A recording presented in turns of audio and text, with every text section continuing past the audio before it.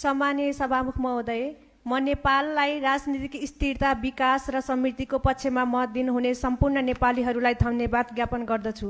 साथै मेरो निर्वाचन क्षेत्र धादिङ क्षेत्र नम्बर 1 का सम्पूर्ण मतदाताहरूप्रति मलाई विजय गराउनु भएकोमा हार्दिक आभार व्यक्त गर्दछु। पहिलो नागढुङ्गा मुगलिन सडक खण्ड राजधानीसँग जोड्ने प्रमुख जीवनरेखा हुँदाहुँदै पनि निर्माण कार्य ढिलासुस्ती, कमजोर व्यवस्थापन र समन्वयका अभावका कारण जनताले दैनिक शास्ति भोगिरहेका छन्।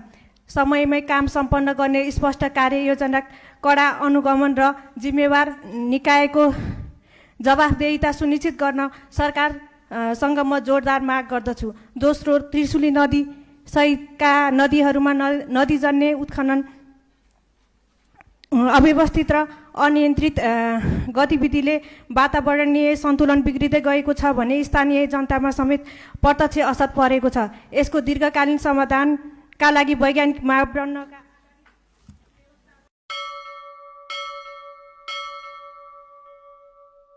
सम्मानीय सभामुख महोदय, म नेपाललाई राजनीतिक स्थिरता, विकास र समृद्धिको पक्षमा मत दिनुहुने सम्पूर्ण नेपालीहरूलाई धन्यवाद ज्ञापन गर्दछु। साथै मेरो निर्वाचन क्षेत्र धादिङ क्षेत्र नम्बर 1 का सम्पूर्ण मतदाताहरूप्रति मलाई विजय गराउनु भएकोमा हार्दिक आभार व्यक्त गर्दछु।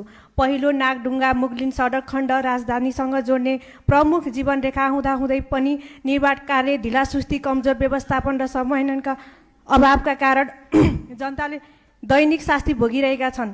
समयमै काम सम्पन्न गर्ने स्पष्ट कार्ययोजना, कडा अनुगमन र जिम्मेवार निकायको जवाफदेहिता सुनिश्चित गर्न सरकारसँग म जोरदार माग गर्दछु। दोस्रो, त्रिशुली नदी सहितका नदीहरूमा नदीजन्य उत्खनन, अव्यवस्थित र अनियन्त्रित गतिविधिले वातावरणीय सन्तुलन बिग्रिँदै गएको छ भने स्थानीय जनतामा समेत प्रत्यक्ष असर परेको छ। यसको दीर्घकालीन समाधान